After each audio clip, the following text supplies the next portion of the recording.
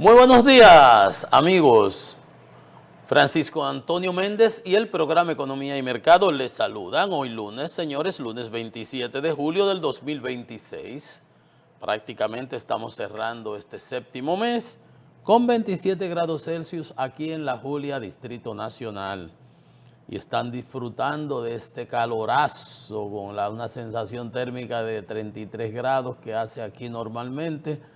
Todos los amigos, hermanos centroamericanos y caribeños, ¿no?, que participan de los 25 Juegos Deportivos Centroamericanos y del Caribe. Bienvenidos todos. Se celebró la inauguración el viernes, muy bonito el espectáculo, oigo críticas, siempre las habrá, siempre habrá opiniones. Como le escribía yo un día en una discusión a uno ahí en una prensa internacional, digo, para eso son los colores, como decimos el refrán que dice que para los gustos se hicieron los colores. Decía los colores, usted tiene la predilección de que pongan tal cosa, de que pongan esto, que porque no hicieron tal cosa. Todo no se puede hacer al mismo tiempo. Y la verdad es que lo importante es que fue un evento, una inauguración bastante regia, muy bonita, con pinceladas de nuestra cultura y de la cultura de los países participantes, y eso es lo importante, por un lado, ¿no? Y ser anfitriones como lo somos los dominicanos. Y he visto reportajes, entendía como siempre que aquí hay cosas que se andan a medio talle.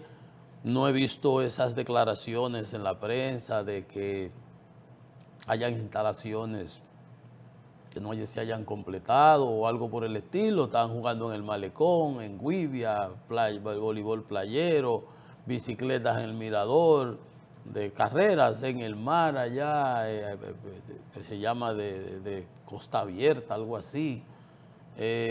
Hockey sobre césped, tenis, bádminton, judo, karate, taekwondo, boxeo, ¿qué más he visto? Tenis, por supuesto, básquetbol femenino, básquetbol masculino, ya empezaron también. Hay muchas disciplinas que habían arrancado antes porque la ocupación de los espacios se planifica de esa manera. Y supongo que por allá, por la presa de Atillo, qué sé yo, donde hay canoa y ese tipo de cosas, y remo, hay muchas disciplinas. Usted puede entrar y verlas ahí en las transmisiones oficiales que sean por el canal oficial. Ahí pasan unos misceláneos, van pasando de diferentes disciplinas, van pasando cosas que vayan sucediendo de los diferentes eventos. Pero si usted accede por YouTube, hay transmisiones streaming online que por el deporte que usted quiera ver, usted puede ir viendo lo que le parezca. Yo recuerdo cuando los 12 juegos que les comentaba, en mi casa había una televisioncita ahí de 12 pulgadas, era pequeñita así ahí, y ahí veíamos 12, 13, qué sé yo cuánto, una pequeña, y daba para todo el mundo, y era grandísima entonces.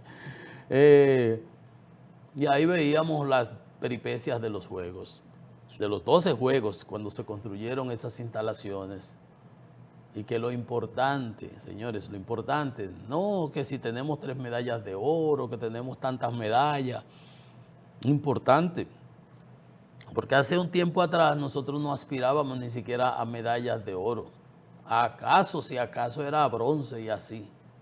Y apareció un boxeador, hay un moreno de esos de nosotros ahí, que se fajaba y ganaba ahí una plata, fajado como los morenos cubanos, que esos son durísimos y eran durísimos entonces.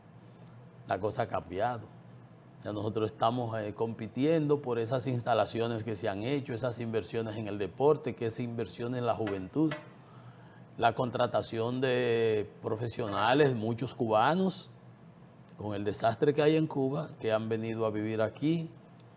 Por ejemplo, el entrenador de Maridalia, que una vez decía yo aquí, el Olímpico, la pista desbaratada, y ella dio unas declaraciones y salió el pasado, no este, el que estuvo antes, de ridículo, hablando de que ellos le daban, que apoyaban, que sé yo qué. Un estúpido de esos que ponemos siempre en las funciones públicas, que no saben lo que tienen entre manos, ni lo que le corresponde, ni compete. Entonces, eso no es más que fruto de esas inversiones.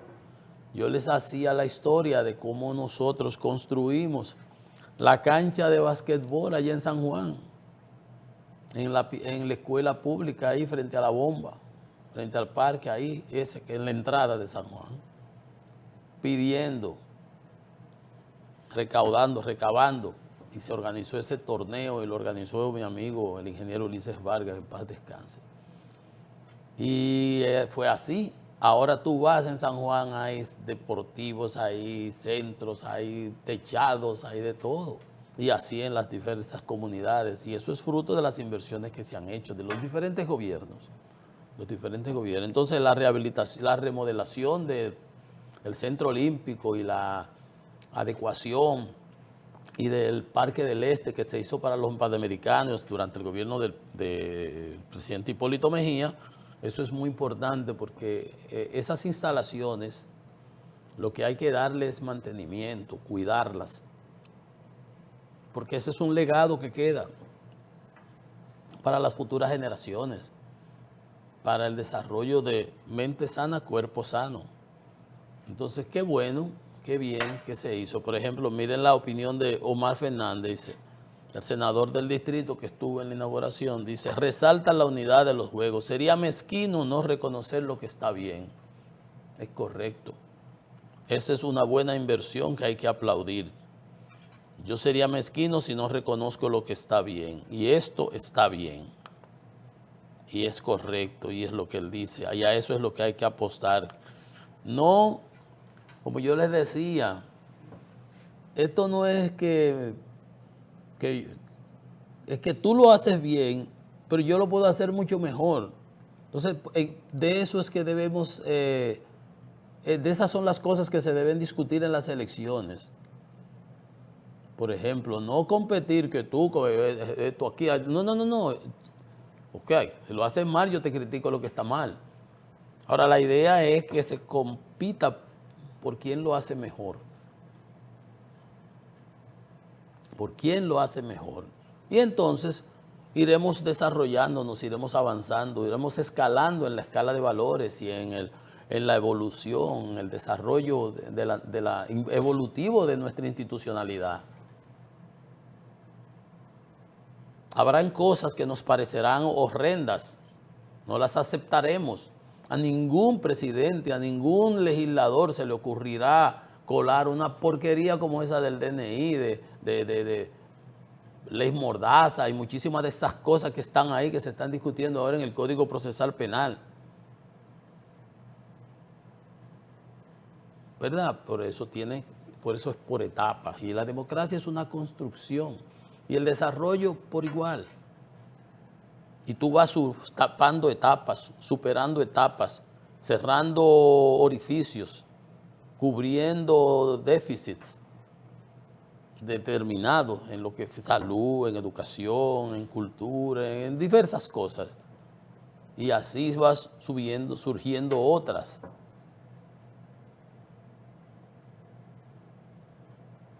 Oh, pero señores, cuando empezamos a usar estos aparatitos, estos celulares, que no teníamos, ahora tú ponchas y ahí inmediatamente te llega a la velocidad astronómica que tienen estos artefactos. Pero antes tú te conformabas con que tú durabas ahí tus segundos esperando que bajara la información. Ya tú no es posible, eso es ya. 5G, 6G, FG y todo lo que tú quieras. Eso es ahí, al instante que tiene que aparecerte la información y no te puede estar pensando y bajando y un bof. No, eso tiene que ser ya, porque ya es que avanzando que vamos. Y eso es lo que debemos hacer y eso es por lo que debemos propugnar. Que los gobiernos se esmeren en que el que venga cada día lo haga mejor que el que estuvo. Corregir las cosas que estén mal, mejorar las que estén correctas, innovar, adecuarse a los tiempos, adelantarse, ser previsorio, estar a la vanguardia del conocimiento. De eso se trata. Entonces no es para mirar para atrás. Como les digo, con cantidad de carreras, digo, no hay que estudiar ni siquiera esas cosas, pero estar consciente de que eso, porque los pobres muchachos llegan a la universidad y creen que están haciendo algo y lo que están es desperdiciando su tiempo ahí. Unas universidades que no han adecuado currícula. Está el profesor Santos haciendo un esfuerzo, pero ahora lo quieren mezclar con el MINER, que no sirve, que no ha servido, que con 4% de educación, que le acaban de quitar 2.000 millones ahora, y no ha oído tú quejándose a nadie. Eso de las sombrillas amarillas que estaban por ahí, que todos después andaban en la marcha verde, tú no has oído a nadie quejándose de eso. Ya. Entonces, esas son cosas, una buena inversión que hay que aplaudir. Sería mezquino no reconocer lo que está bien. Eso es apostar por el país, dice el senador del distrito. Es una inversión importante. Y estamos aquí como ciudadanos apoyando el deporte. Y ojalá nuestros atletas se lleven todas las medallas. Qué bueno, eso está correcto. Yo lo felicito al comité organizador, la realización de los juegos, las inversiones que se hicieron, porque al final del día, eso es lo que queda. Como dice una canción, creo que dice, las obras quedan, la gente se va. Otro que viene la continuará. La vida sigue igual. Una canción, mira, me llegó. Pues sí, eso es así. Ese centro olímpico, yo lo estrené a los días ahí porque yo vine a los primeros juegos escolares, los 12 juegos en el 74, ahí donde estos juegos que eran los 12, estos son los 25, hace 12 juegos que han pasado ya, 13. Eso lo construyó el presidente Balaguer entonces, y supongo que lo criticaban, yo no llevaba esas cosas entonces. Lo criticaban porque decían que era un gobierno de varilla y cemento, la ignorancia, señores. Entonces no podemos permitir que la ignorancia sea la que maneje la narrativa, que la ignorancia sea la que nos lleve, nos dirija. No, las personas con conocimiento, sin considerarse élites, por ejemplo, pero deben hacer su aporte para que haya más conciencia en la ciudadanía. Por eso hoy esta capital es la que es, por esas obras que continuó Leonel Fernández, esos túneles, ahora el presidente Abinader que acaba de hacer el túnel de ahí en la bandera y para allá abajo, para el 9, pintura. Son cosas importantes que quedan, legados, que tú puedes estar de acuerdo con que se hizo por el lado que no es, porque no se quería hacer bueno. Al final yo no estoy de acuerdo con el monorriel, pero al final, para no hacer nada, que salga el monorriel. Para que nos sigamos comiendo el presupuesto y endeudándonos para nada, pues al menos que hagan un monorriel, que lo que debieran hacer es extensión del metro, para que estemos claros, pero para que no hagan nada, como una vez cuando el gobierno de 78, que decían que lo único que hicieron fue doblar la derecha, que no construyeron absolutamente nada. Y eso, que este gobierno, esta administración del presidente Abinader es la administración que más recursos ha manejado en la historia republicana. Y de manera equivalente, la que más se ha endeudado. Y lo vimos en estos días, 4.000 millones de dólares anuales. Danilo, 3.000 millones de dólares anuales. Leonel, 1.500 millones de dólares anuales. 8 años Danilo, 8 años Leonel. Este va a durar 8 años, un par de meses, par de años, sí, unos 40 y unos tantos meses. Entonces, debía haber, de manera correspondiente, si cogiste más deuda, pues debiste haber hecho más obras. Es lo contrario, porque se ha gastado en gasto corriente, se ha dilapidado, se ha consumido, no se ha hecho inversión con esos recursos. Y eso no es bueno. Entonces, estas obras, aplaudirlas, que se hagan más, que el gobierno fortalezca aún más el gasto de capital, que haga más obras, que haga más inversiones en toda la geografía nacional. Eso es lo que se quiere. Eso es lo que uno aspira. Miren, señores, a nivel internacional, un respiro. Después de 13 días consecutivos de bombardeos y ataques de Irán a todas esas bases militares en el Medio Oriente de los Estados Unidos, en Jordania, en Kuwait, en Qatar, en Bahrein, en Arabia Saudita, en Irak, en todas esas zonas, en Siria. Y se habla de que el Pentágono ahí tuvo que cambiar la cifra. Ahora habla, primero eran de que 100, 400, luego salieron. Ahora subieron la cifra en las páginas porque estaban como que ocultando y ya el New York Times empezó a publicar sobre eso.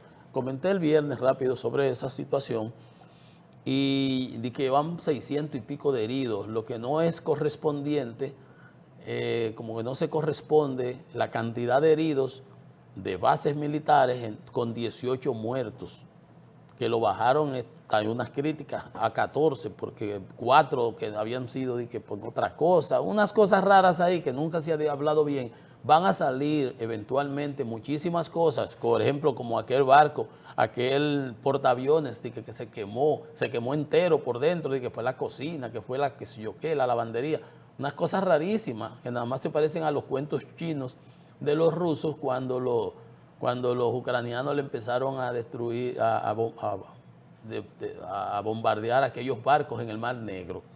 Que fue un Valoria fumando, un Sergei que se le cayó una colilla, bobería de esa que eso nadie las creía y evidentemente al final se demostró que no era eso.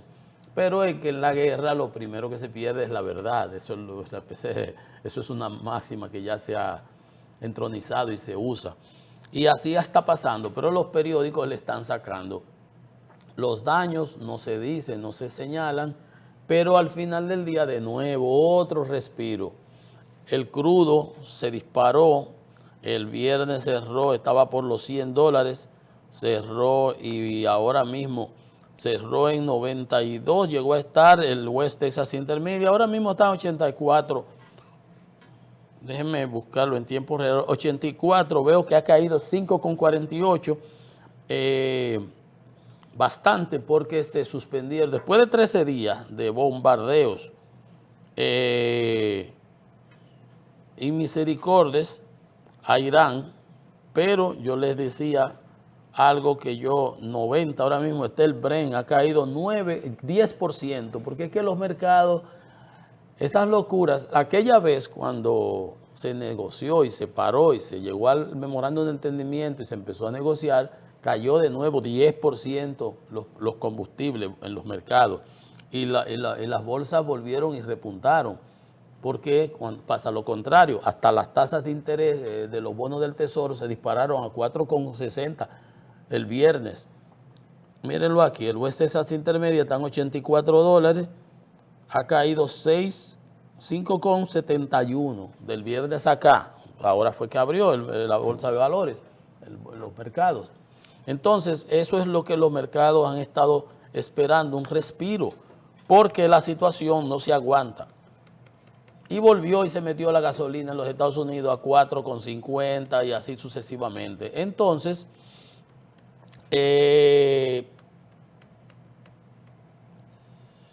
va a haber una reunión del nuevo primer ministro inglés en Washington ahora el martes, las exequias de Lindsey Graham, el senador que murió, y Bob Zelensky también. Pero esos días de tregua y de que se está tratando de negociar y parece ser que puede ser. Las 2 últimas noches los estadounidenses detuvieron sus ataques y dicen los iraníes que su estrategia está basada en respuesta, ellos también la suspendieron. Lo que 24 navíos intentaron cruzar por el estrecho y fueron detenidos. Se habla, Waltz, el embajador de Naciones Unidas de Estados Unidos, que eso es porque el presidente Donald Trump está dando un espacio para la negociación, que Irán ha querido negociar y Irán cada vez que lo que ha hecho hasta a Israel le metió unos misiles en estos días, que no lo había hecho en estos días recientes. Entonces, los ataques han pausado, supuestamente avanzan las conversaciones, y es extraño porque son 2 semanas consecutivas, día, noche tras noche. Y Trump no es una persona que tenga, digamos, esa manera de manejarse, de ser razonable y de echar patas. Mire, entonces, ¿qué es lo que ha pasado? Publicó New York Times que en una reunión donde estaba J.D. Vance, el vicepresidente, el jefe del CENTCOM, el general Kane, le presentaron que estaban agotándose el almacenamiento de interceptores, de misiles. Entonces, por eso parece ser que fue que paró, porque él no es una persona que haga, y más cuando está bombardeando allá arriba, que prácticamente los daños son mínimos. Eso parece ser que ha sido una de las razones fundamentales, fuera de que las tasas de interés, se dispararan, como cuando él anunció, lo que yo le dije el viernes, como cuando él anunció aquello del Liberation Day, que subió las tarifas y las tasas de interés se dispararon, los bonos del tesoro, el precio cayó y las tasas de interés se encampanaron, y eso es totalmente negativo para la economía y para los Estados Unidos, y tuvo que echar para atrás, acuérdense. Entonces, ahora también teníamos todo eso el viernes. El combustible en las nubes, el West Texas Intermediate en 92, el Brent sobre 100, los mercados en caída libre, los Houthis deteniendo los barcos de Arabia Saudita,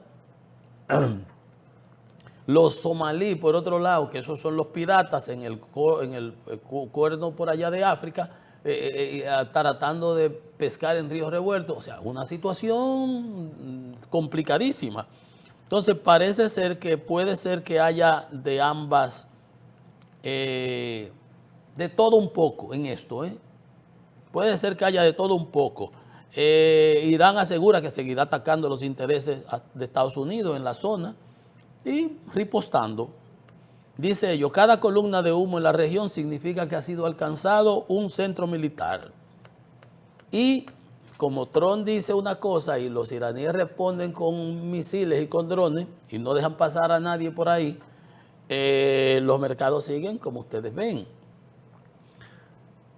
Y a la hora de la verdad uno se va dando cuenta de las cosas. Sigue Irán negociando con Omán para el cobro. Eso nunca va a ser lo que fue antes, usted puede estar seguro.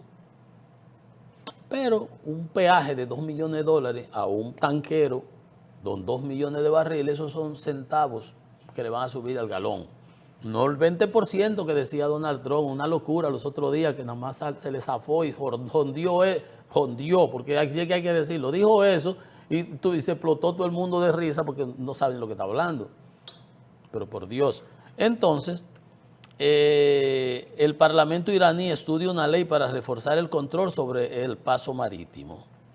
Y se reunió están unidos los ministros de Relaciones Exteriores y técnicos de Irán y Omán, que son vecinos ahí, uno al frente del otro, que controlan el paso ahí en el estrecho, para abordar los principios comunes y los mecanismos operativos para gestionar el tránsito seguro en el estrecho de Hormuz. Eso es por aquí.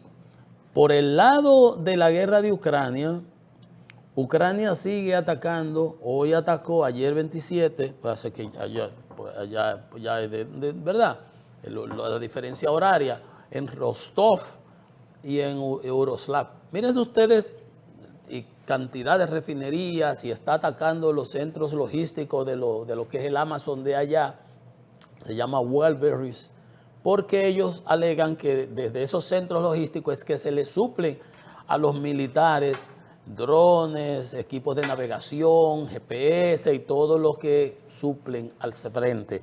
Los rusos, ante los ataques ucranianos, han optado, por ejemplo, usted ve un camión de leche tanquero, en lugar de leche, ya lo que lleva es combustible. Cuando lo atacan, lo que hace es que explota. Si fuera leche, no explotara.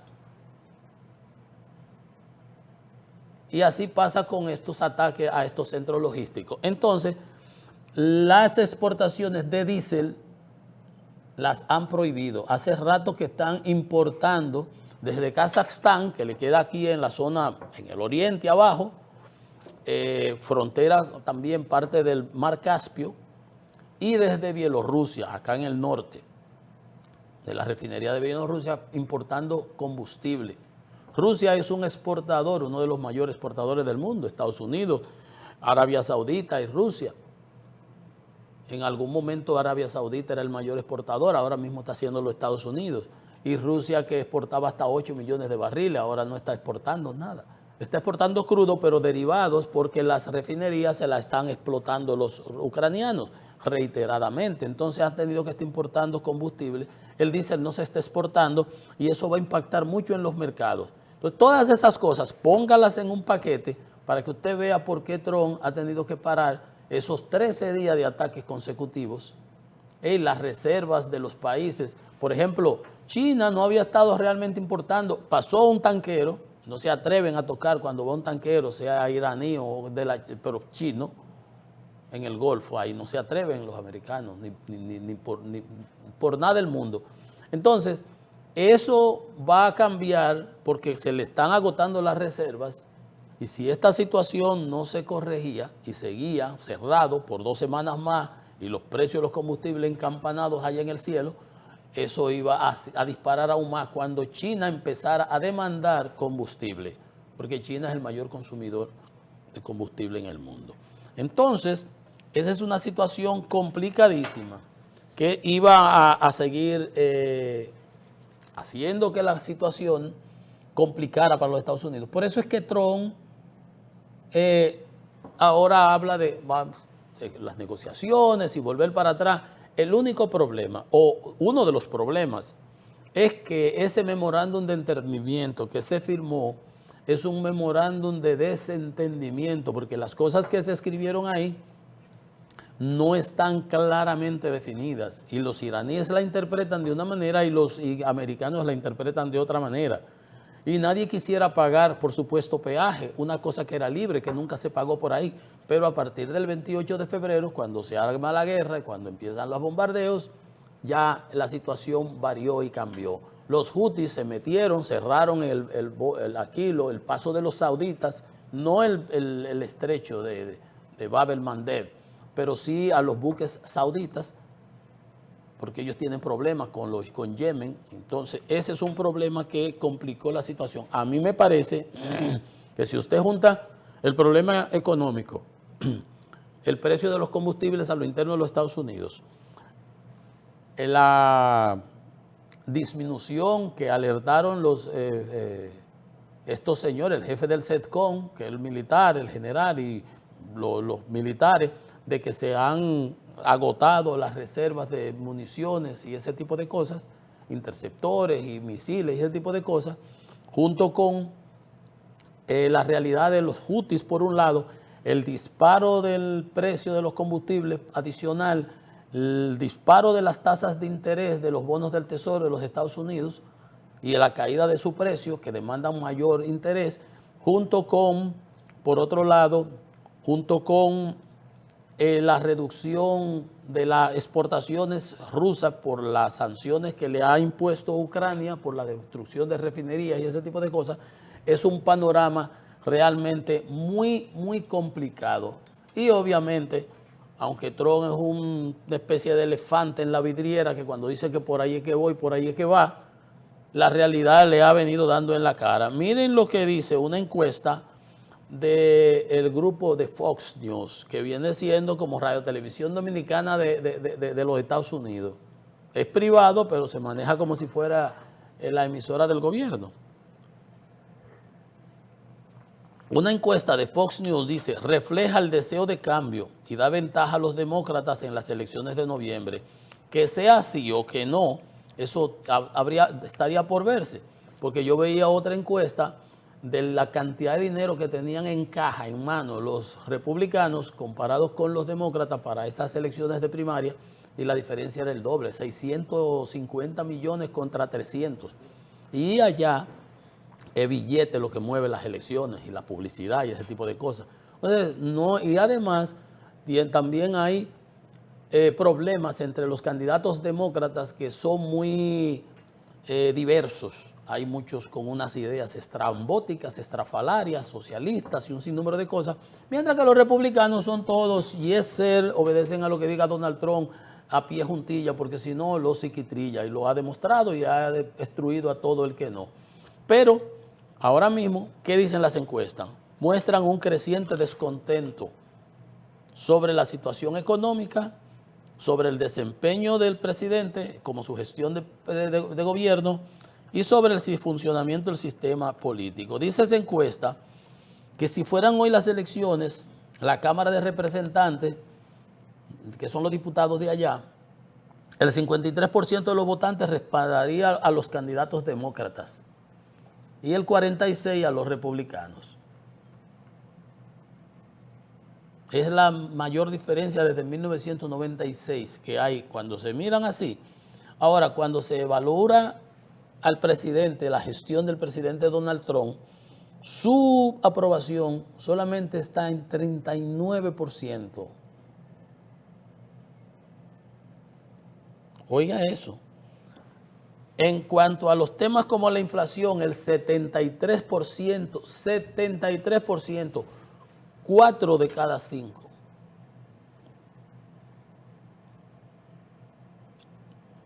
No, 3 de cada 4 lo desaprueba. Inflación. En la economía, el 67%. 2 de cada 3. Sobre el manejo de la guerra de Irán, que de nuevo lo que hemos estado hablando, el 66%. 2 de cada 3. Y el tema de inmigración, que es donde el mejor le ha ido, 57% lo desaprueba. Entonces, fíjense ustedes, en una situación como esa, evidentemente el hombre ha tenido que echar para atrás y ha parado esos bombardeos. Yo veía unas encuestas, déjenme ver si las puedo ver aquí. Inflación. En inmigración 57, Irán 66, economía 67, 73. Sí, esta misma es lo que mismo yo les decía, yo las tenía aquí. Solamente 3% considera que el manejo de la economía por la administración del presidente Trump, que acaba de meterle impuestos a un grupo de gente y a 60 países, ha sido bueno. Excelente. Y bueno, 21. O sea, si tú sumas 3 y 21 son 24%. O sea que el 75% que dice que ha sido pobre el manejo, 41. Que ha sido más o menos ahí, 35. O sea, 76%. Y así sucesivamente. Entonces, cuando usted ve una situación como esa, el presidente tiene que echar para atrás en ese tipo de acciones. Y eso es lo que hemos visto. Y gracias a Dios, porque miren cómo se mueven los mercados, miren cómo mejoró la situación. Ahora mismo el petróleo con 84 el Texas, el Standard & Poor's positivo, subiendo, el Nasdaq, el Dow Jones. O sea, los mercados siempre, y eso se lo he dicho aquí, siempre han estado ávidos de que haya una pausa, un respiro, una tranquilidad. Pero Trump no le da tranquilidad por parte. Se inventó esa guerra, ahora se inventa la guerra arancelaria de nuevo. Un hombre que debió haber aprovechado que la Suprema Corte le tumbó, que tiene que devolver 166 mil millones de dólares, que ya ha devuelto 81 mil millones de dólares a empresas que lo sometieron, que pagaron ese dinero, pero que le traspasaron a los consumidores. Ya el consumidor pagó esos aumentos de impuestos.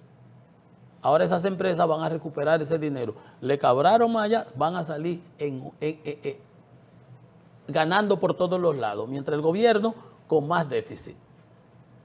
Un capricho del presidente, una locura, porque se le ha dicho los impuestos, las tarifas, toda esa bobería, eso está estudiado desde que el mundo es mundo. Eso lo paga al final del día el consumidor.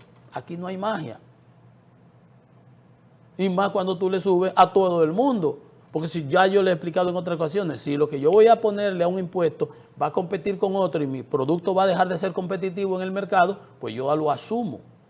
Pero si el otro viene igual, vamos a seguir vendiendo, que lo compren los americanos a ese precio, no tienen de otra. Solamente que caiga el poder adquisitivo de ellos y baje la demanda. Y entonces vendamos menos. Entonces para eso solamente esa situación. Aquí no hay magia. Pero parece que ellos es con ChatGPT que toman las decisiones en la Casa Blanca. Vamos a una pausa, que esto es economía y mercado.